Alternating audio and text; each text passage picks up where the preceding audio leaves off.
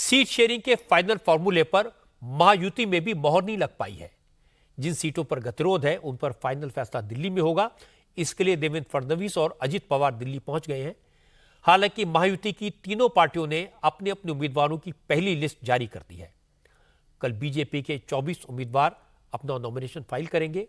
एकनाथ शिंदे की शिवसेना ने 45 और अजित पवार की एनसीपी ने 38 उम्मीदवारों की लिस्ट जारी की है। एकनाथ शिंदे कोपरी पाचवरखाड़ी सीट से चुनाव लड़ेंगे।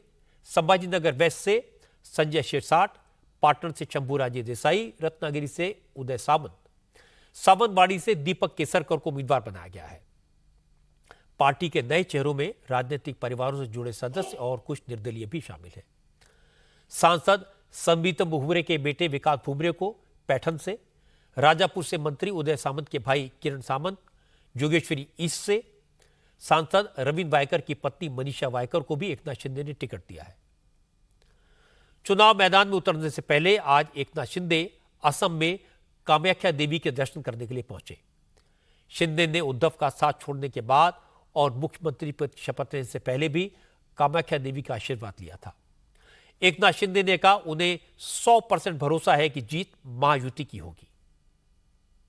कॉन्फिडेंट तो 100% से ज्यादा है। कल्याणकारी योजना एक तरफ है, डेवलपमेंट एक तरफ है, और महाविकास आघाड़ी का 2.5 साल का काम हम चाहते हैं। हम जनता के दरबार में जाएंगे और दूध का दूध पानी का पानी होगा। एमवीए में जो लोग हैं वो लोग स्वार्थ के लिए सरकार बनाए हुए थे, निजी स्वार्थ के लिए, जनता के लिए नहीं। तो उनका आपस में ही मेलजोल नहीं है। तो इसलिए मुझे लगता है कि वो आपस में लड़ झगड़ेंगे और गिर पड़ेंगे, और इसलिए सरकार जो है आम जनता की फिर से आएगी कामाख्या देवी के आशीर्वाद से। अजित पवार ने भी आज जिन 38 उम्मीदवारों के नामों का ऐलान किया है उनमें ज्यादातर मौजूदा विधायक हैं, सिटिंग एमएलएज हैं। अजित पवार ने 6 ऐसे चेहरों को टिकट दिया है जो या तो नए हैं या दूसरी पार्टी से आए हैं। अजित पवार बारामती से, छगन भुजबल येवला से, दिलीप वत्स पाटिल अंबेगांव से, हसन मुशर्रफ कागल से, धनंजय मुंडे परली से चुनाव लड़ेंगे। इंटरेस्टिंग बात यह कि एनसीपी की पहली लिस्ट में न तो नवाब मलिक का नाम है और न ही उनकी बेटी सना मलिक का।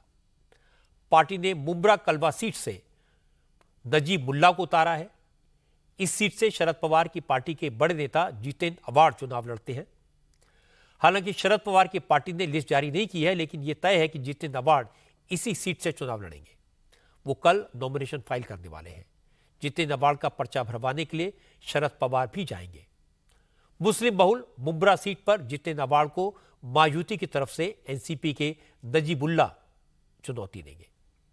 मुंबई की माहिम सीट पर भी इस बार सबकी नजर होगी। इस बार राज ठाकरे के बेटे अमित ठाकरे माहिम से महाराष्ट्र नवनिर्माण सेना के उम्मीदवार होंगे।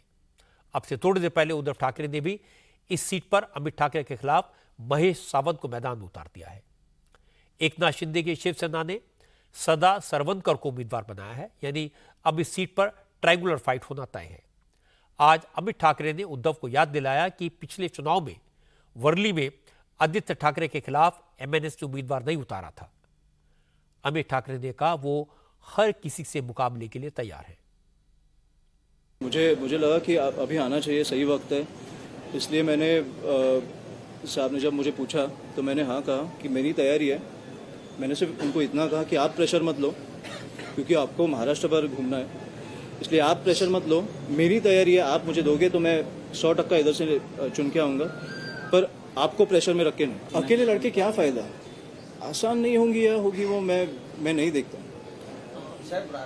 कोई यहाँ पे अगर कोई कैंडिडेट ना भी देता तो भी मैं वही प्रचार करता। और अब अभी आपने बोला शिंदे साहब ने दिया है और मुझे नहीं पता कि शिवसेना क्या करेगी। अगर उन्होंने भी दिया तब भी मैं सेम प्रचार करूंगा, क्योंकि मुझे लोगों तक पहुंचना है। अगर कोई नहीं देता तो तब भी मुझे पहुंचना था, क्योंकि उनको बताना था कि आप किसको चुनने वाले हैं।